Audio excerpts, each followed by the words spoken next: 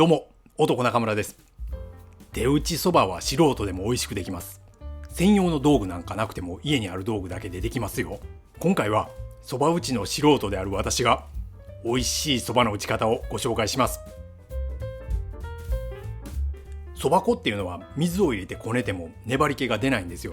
だからそれを細い麺に加工しようと思ったらボロボロに崩れるんですよ。ですから10割そばっていうのはプロの技術がいるんですよ。それでよく2八そばって言われるように、そば粉8に対してつなぎに2の小麦粉を入れて2八そばにします。2八でも素人がやったらボロボロになりますよ。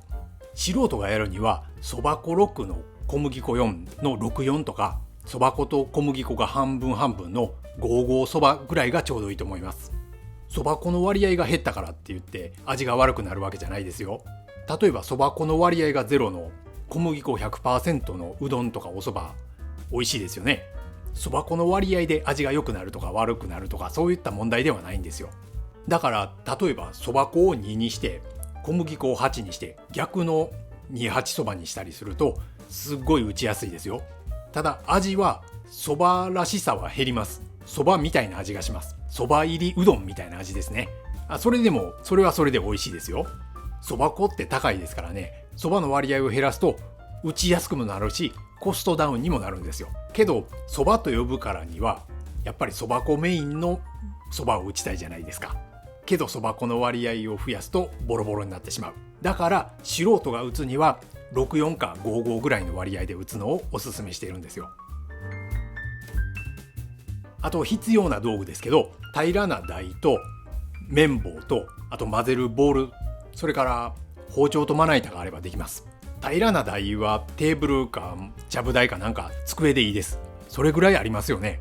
綿棒はなかったら100均でも売ってますんで安く買うことができます。包丁とまな板はさすがにありますよね。もし包丁とまな板がないって方はちょっと悪いんですけど、それくらいは揃えてくださいね。だから道具のための出費はほぼかからないんですよ。そば打ちを始めるのに最大の出費はそば粉を買うことです。そば粉はその辺のスーパーにはあんまり売ってないのでネット通販で買うといいですよ。9月になると新そばが出始めますからね。私は富沢商店で買いました。そんなわけで、それでは64そばを打っていきましょう。64そばの材料はご覧の通りです。動画の説明欄に書いておきますね。ボウルにそば粉、小麦粉を入れ混ぜます。水を3回ぐらいに分けて入れ箸で混ぜます。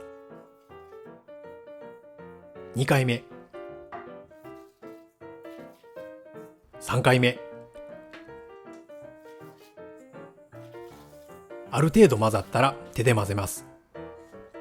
まずは指でかき混ぜて水分が均等に回るようにします。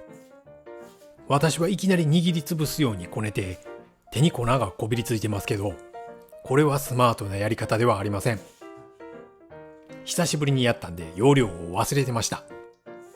けど致命的な失敗ではありません。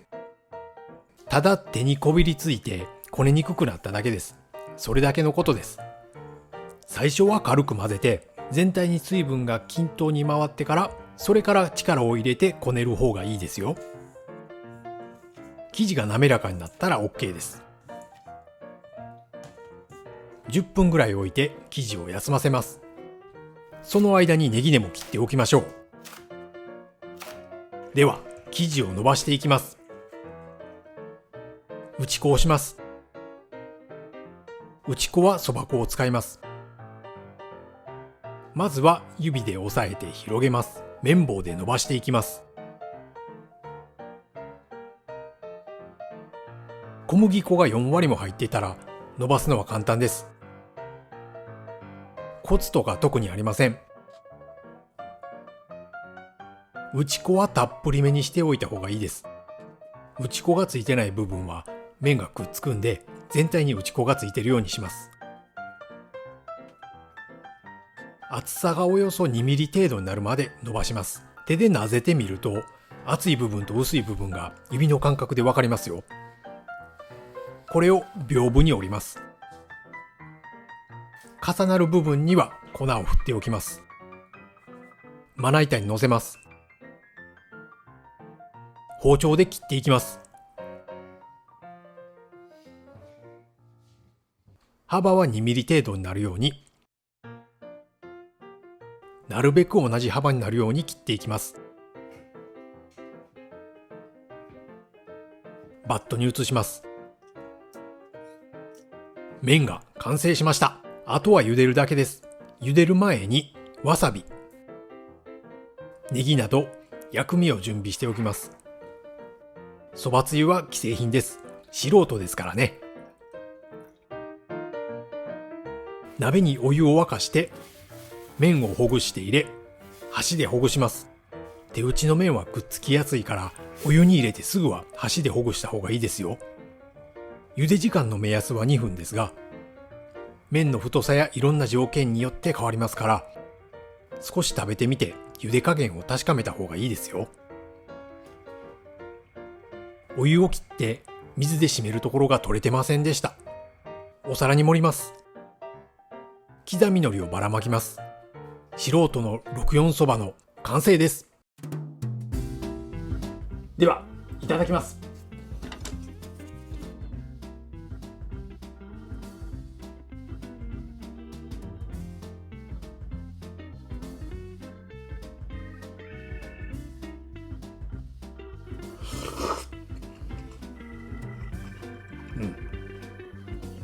うまいです。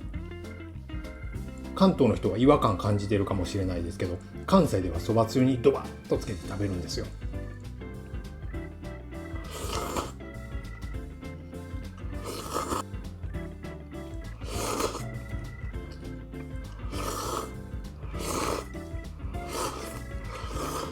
そば湯もありますからね。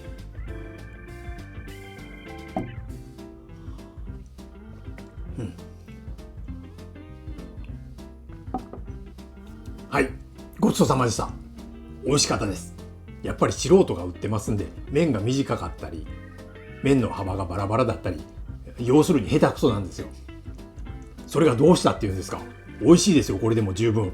プロが売ったような均等な麺ではないけども、バラバラな麺だけども、それでも十分満足のできる味ですよ。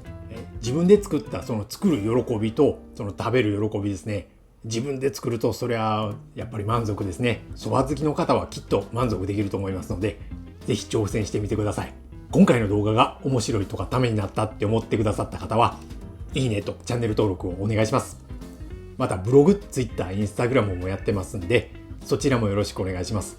ブログはもう10年以上やってまして、今までの全ての情報がブログで見れますんで、ものすごい情報量ですから、興味のある方は男中村で検索してみてくださいね。